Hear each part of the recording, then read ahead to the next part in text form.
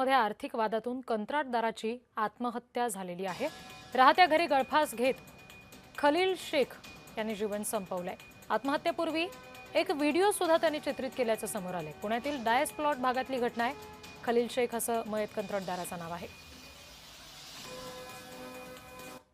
50 लाखाचं मी गेलं 3 वर्षानं याच भरत आहे, 4% 3%।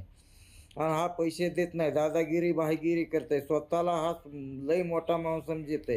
ह्याच्यामुळे पुढं माझ्या मुलाला पण धोका होऊ शकते, मार्केटमध्ये काम करायला पण अडचण आणू शकते।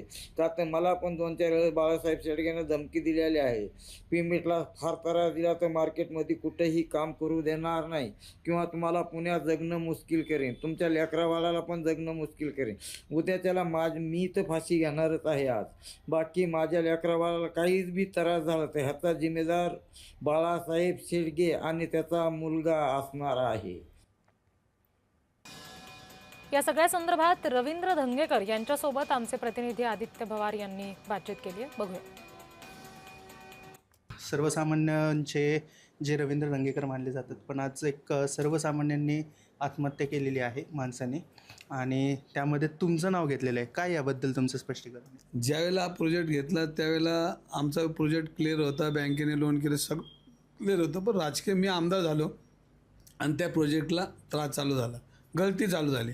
ती इतकी गळती झाली ती वैयक्तिक विषयावर राजकारण झाली, कारण आपल्या देशाचं राजकारण, राज्याचं राजकारण वैयक्तिक कधी होत नव्हतं, पण या राजकारणापोटी हा एक बळी गेला। त्यामुळे बाळा शेडगेंनी तुमच्या समोरच म्हणलं की मला आत्महत्या करायची वेळ। पुढे काय करणार भाऊ?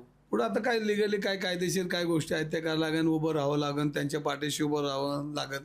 जो गेला त्याच्या म्हणण्यानुसार जर तुम्ही सत्तेत सहभागी झाले तरी तो त्रास जर तुम्हाला सुरू असेल, सत्तेत सहभागी झाल्यानंतर पण कोणी आपल्याला पाठिंबा द्यायला किंवा तिथे पाठराखण करत तुमचे एकनाथ शिंदे असतील किंवा इतर मंत्री असतील, कोण नाही? याच्यामध्ये मी वरच्यावर काय गोष्टी घातल्या होत्या, पण काय गोष्टीला यश अपयश आता शेवटी एका चौकटीच्या पुढे तर आपण झोळी घेऊन कोणाच्या दारात तर जाऊ शकत नाही, आपला स्वभाव बी नाही।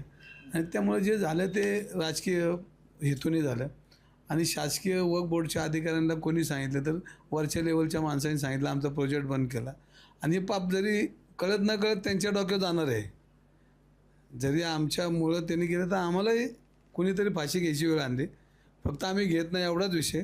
म्हणून म्हटलं की आमच्यामधले मी 4-5 मधलं कोणतरी फाशी घ्यायची वेळ आता आलेली आहे, कारण हे फाशी घेण्याचं सत्र चालू होणार आहे आणि याला जबाबदारी हे सगळे वरची लोक आहेत। त्यांच्याच घटक पक्षांमधले जे मित्रपक्ष आहेत त्यांच्यावरतीच थेट रोख त्यांचा आहे, त्यामुळे पुढे काय होतं आहे हे पाहणं महत्त्वाचं असणार आहे। कॅमेरा पर्सन दीप मिश्रासह मी आदित्य भवार, जय महाराष्ट्र, पुणे।